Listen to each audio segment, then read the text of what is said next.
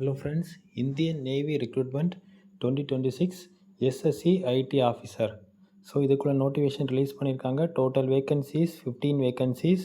யாரெல்லாம் அப்ளை பண்ணலான்னா BE, BTech, MTech, MCA, அடுத்தது IT and computer science.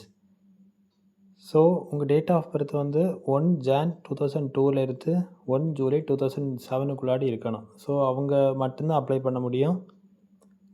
Next post name SSC officer. Rank at induction வந்து பார்த்தீங்கன்னா sub lieutenant. Total vacancies 15, மென்னுக்கும் விமனுக்கும் டோட்டலாக கொடுத்துருக்காங்க. Pay scale 56,100 rupees.